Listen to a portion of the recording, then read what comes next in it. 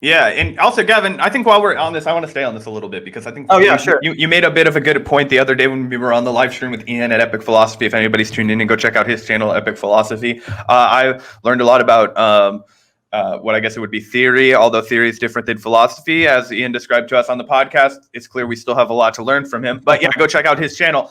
One of the things you said that really caught me and both Ian was you called Obama the Reagan of the Democratic Party, like the Reagan of the left. Speaking about Obama, I think Obama is one of the most harmful presidents of all time. Like, I really do. I can't imagine a more like, he fucked everything for us, dude. Like I think he's the Reagan of the left because he's always going to be fucking romanticized our entire life. We're going to have to live with this goddamn useless nostalgia for him that is actually based in nothing, based in no reality other, like I said, that he was a good fucking actor and continues to be. But yeah, it's just like he's now set the tone for fucking this continued neoliberal horseshit that's never going to change because, again, people have this rose-colored fucking view of him for no reason. Dude, that's a very good way to put it. Obama is the Reagan of the left. Yeah, that was, you know what I mean? Kind of the guy that through all of his fucking shortcomings, the disaster that his presidency was, this is the guy that's going to be heralded and the future as what the Democratic Party once could be. This was the man that the neoliberals are going to present to us, just kind of like how the everybody like all the Republicans used to hold up pictures of Ronald Reagan, right? Because they couldn't hold up pictures of Richard Nixon. You know what I mean? Like this was the guy that they fell back on because he was just this corporate guy reading his lines, exactly like Obama was. He was an actor, literally, who was amazing at selling this like corporate shit that the fucking feed to the people. And I want to follow up that with asking, one, I think that's totally prescient, and I want to talk about it more. Why you draw that conclusion, and two, do you think that Joe Biden will just be the natural like Herbert Walker Bush? Yeah, I definitely do. I think that's a great follow up, a really good completion to the I guess whatever you would call it, analogy or whatever. But I think absolutely, because Joe Biden's just so much less inspiring, and you're going to see when two presidents that have similar policies overall. One is just so much more inspiring, so much better of an orator. It really reveals how politics works to some extent. And yeah, I totally get Reagan vibes from Obama. The further we get away from Obama's presidency, the more obvious it becomes that, he's this figure. Yeah, his spell has worn off. When you go back and read listen to him talking, it's like that shit used to really grip you, right? In 2010, I remember I came from a Republican family, but listening to Barack Obama actually was one of the things that I'll admit it, like straight up, it like made me think, okay, like these guys definitely sound smarter. They sound smarter. Cool. If you compare what was being said by Barack Obama in like 2010 to what was being said by the Republican Party, the Paul Ryans, it just sounded smarter. And I think that did mean something to people, but that magic's worn off. In the same way, even someone like me who's, completely hardened and cynical to politics, and obviously has every understanding of the disgusting legacy that President Ronald Reagan left behind. There's no denying, if you go back and listen to the dude's speeches, he knew what he was doing. He was a good politician. And it's honestly not surprising that he was as popular as he was as a president just because of his presence. When you listen to him, when he spoke, he genuinely did sound like a unifying figure that had the country's best interest at heart, that wasn't this overly, divisive and obviously, again, his policy is horrible. The war on drugs, the response to the AIDS also crisis. the rank corruption. I mean, the Iran Contra scandal, the fucking death squads and all over Central and South America. And towards the end of his presidency, that did become a little bit more obvious, and he wasn't actually as popular towards the end of his presidency as he was midway through it, not even close. But again, if you go back and listen to those speeches, you completely removing the politics from it. Similarly to Obama, there's just no denying that he's a great president, which of course, he was an actor before, and it makes sense that he had that ability. He was the ideal statesman as you're conditioned to receive them under the U.S., system of indoctrination, which is essentially what it is, although it sounds scary and big when you talk about it. But you go through school, you're taught very specific things about American history, about American government. You're taught very specifically what to look for in leadership through all kinds of, not just school, but culture and all of that things. And also, I think it's really important that in the 80s, when Reagan and Reaganism really took hold, was when television was fucking exploding out of this world. And you look at the way that, You look at, like, remember, it's really famous, but JFK versus Nixon, when they were debating, there was no way in fucking shit that Richard Nixon was going to beat JFK in an election when it was on TV, right? You had to put him up against somebody who was as uninspiring as Hubert Humphrey in order for him to, like, actually gain a real traction from a broad sense, right? And then once he was in office, then he kind of, had that incumbency bias, that, like, aura of leadership.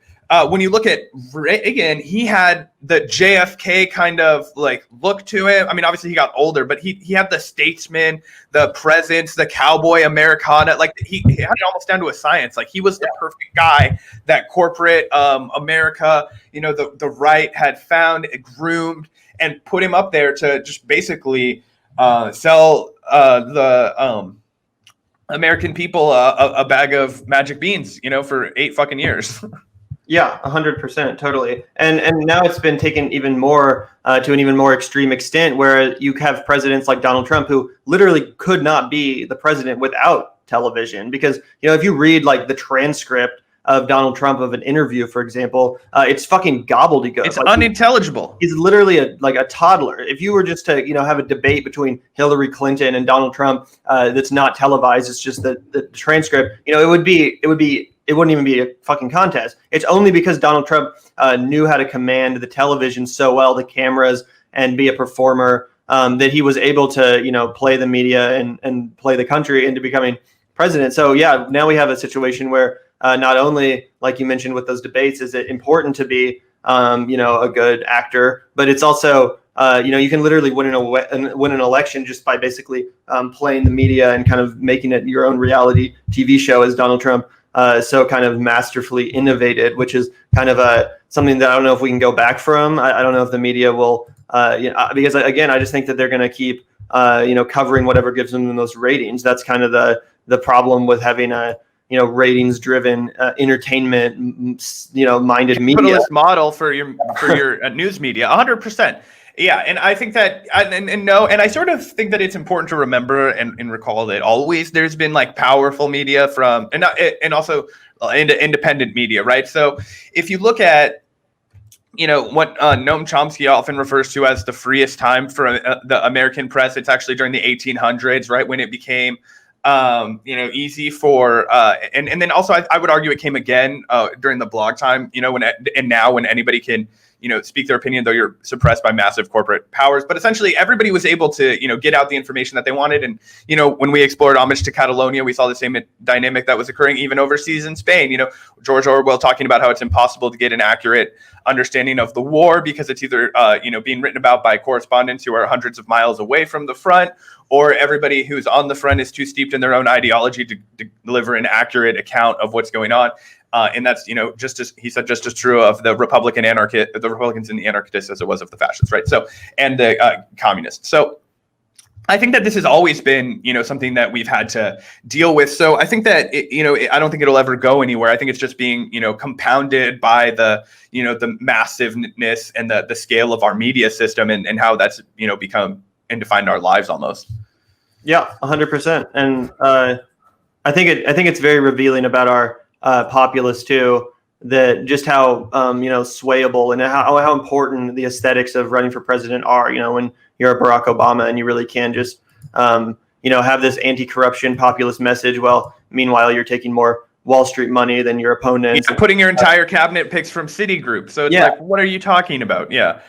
So I think it's very indicative of the performative aspect of politics, the theatrical aspect. And it's just something to always remember. I think the other side of that, though, that people have neglected in the Trump era is the fact that early in the 2000s, there was this really big wedge of redefining class in America.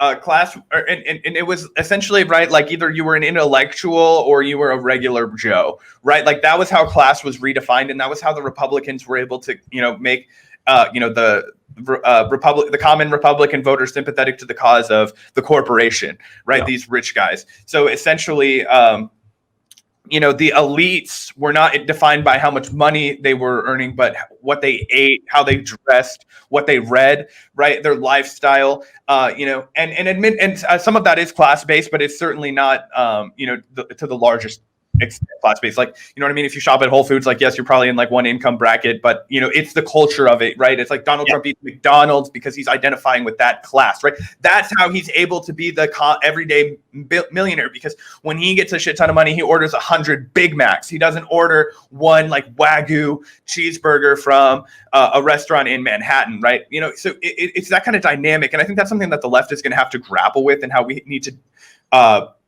you know, redefine class through our own lens, a real lens, you know, not this like fictitious one that's been used to justify supporting the Republican Party, to use a fancy Marx term, you know, the false consciousness of the Republican voters, you know, believing in this thing that's just, you know, ultimately subjugating them and, you know, participating in their own demise.